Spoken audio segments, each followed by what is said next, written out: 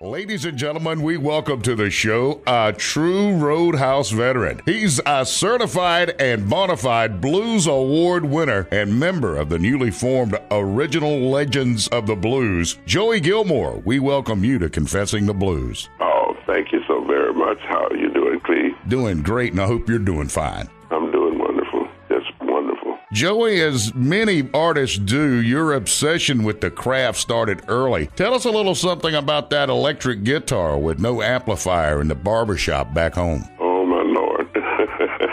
What's so odd about that is that it was an electric guitar, but it was steel, like a lap steel, table steel guitar, and it was just solid wood. And the guy didn't have an amp to play it through. At least he didn't bring an amplifier with him when he came to the barbershop. And I would take the guitar and lay it over the armrest of this wooden bench. The floor was wood and the bench was wooden. So laying it on the neck and the body of the thing on the bench, it caused it to resonate, the sound to resonate, come through the floor, and it sounded like it was a small amplifier turned down low. And that's how I was able to make it sound like it had an amplifier to it. But and of course, the guitar was, by it being not a regular conventional six-string guitar, it was one that you had to play with a slide or a steel or something like that. I would fret the thing as hard as it was to fret it. I would fret it and get some sound out of it, you know? That's an unusual way to learn to play the guitar, that's for sure. Oh, yeah, it was very unusual. And you tried to hide your passion for the music from your aunt, but she found out anyway, huh? Yes, she found out anyway. It was during a church gospel program when they invited us up. They heard we had a gospel group, and they invited us up, and the guy loaned me one of his guitars to play, and she was like moved to tears because she didn't know I could play a guitar. And immediately the next day she went out and bought me one. Well, that sent you on your way. Oh, did it ever. It put me on right out there with it. You've been hollering out and bending strings for better than 4 decades now, and you've shared the stage with some of the biggest names in the blues and R&B industry. Bobby Blue Bland, Little Milton, James Brown, Johnny Taylor, and the lovely and talented Etta James, among others. What is your most memorable moment on stage with these music giants?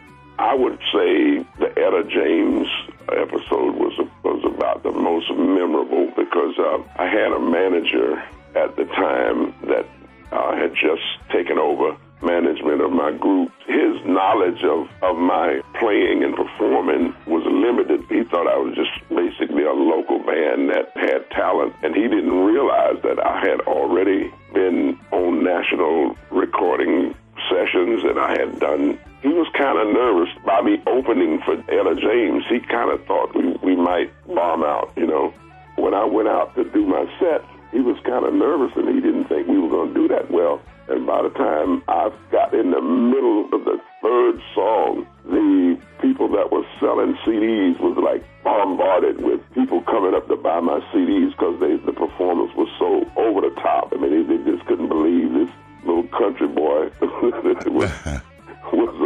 was doing that kind of performance on a big stage with Etta James.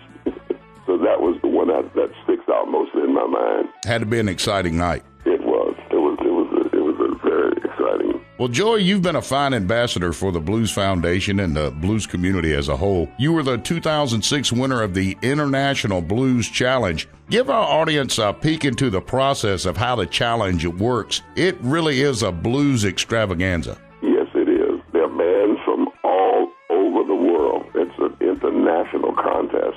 It's over 200 bands competing for the first prize of the IBC winner. Out of all the competing bands in competition, I came in first place.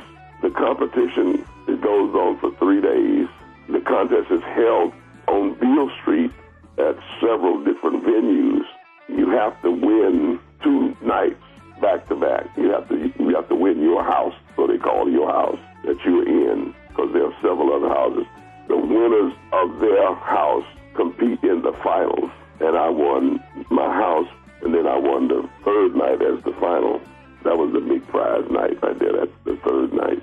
Well, it's a fascinating contest, and it's amazing how well they do and how well organized it is. It was one of the biggest musical events lifetime, my entire life, that IBC was that. And what it accomplished for me, what it did for me, was that out of all the years that I had been in the industry as a musician, I obtained more recognition and notoriety from the IBC than I had ever done in my entire recording career. Well, there's a new project you are working on, and the talent in this group is really monumental. The Original Legends of the Blues. You, Jimmy Mays, who played with Jimi Hendrix, Jerry Jamont, a sideman for Greg Allman, Eric Deemer, who shared the stage with Eric Clapton, and Barry Celine, who played with Mighty Sam McLean. How did this all come about? Oh, my God. I'm still in a daze about it, frankly. I don't even know how I get the honor to even be on the same stage with these guys. Actually, to be perfectly honest with you, Willie Miller, who is my drummer and my personal manager, had called me up one day and told me about the project. And he was so excited, he couldn't hardly get the words out. And I didn't understand anything he was saying, except we got something big getting ready to happen. And then, of course, as time evolved and time went on, I began to see a little more after reading the history of these guys that you just named. And like I said, I'm still in amazement about it. I'm just so excited to be part of that, man. And I know in my spirit that it's going to be an overwhelming success. I just know that. Well, the Original Legends of the Blues, it's a very diverse group. How did you guys ever decide on a playlist? Well, we pretty much left everything up to Eric Dimmer. Everything is basically left up to him. They asked me for some of my original songs, and they had each one of the members of the group had a song or two that they wanted to do as tribute to the people, some of the people that they played with, like, for instance, Jimmy Reed, B.B. King, and, some of the folks like that. So they just put a list together, and we all agreed to do whatever songs that would be more comfortable for everyone.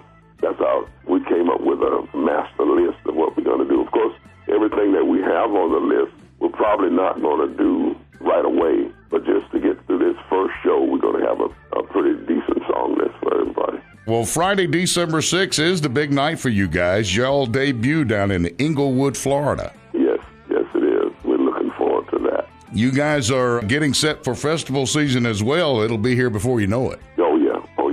That's true. I'm just really excited about that. And let me ask you, are you guys planning on getting into the recording studio anytime soon? Yes, we are. I will be taking the information from Willie Miller, my manager. He pretty much keeps me informed about everything, what's going on. And a fine man indeed. Yes, he is. He's right here with me. Want to say hi to him? Sure. Hey, Cleve, how you doing? Hey, Willie, how you getting along, man? I'm doing great. How about yourself? I'm doing great. I wanted to thank you personally for setting this up for us. No problem at all. I'm glad and honored to actually be on your show, Cleve. Well, thank you so much, Willie. Ladies and gentlemen, Blues Award winner Joey Gilmore, the new group, the Original Legends of the Blues, a super lineup of blues talent. Debuting Friday, December 6th at the Inglewood Event Center in Inglewood, Florida. Tickets can be found online at inglewoodeventcenter.com. Find Joey's CDs on Amazon.com. Joey Gilmore, thank you so much for being on Confessing the Blues. Thank you. You're quite welcome, and thank you for having me on the show.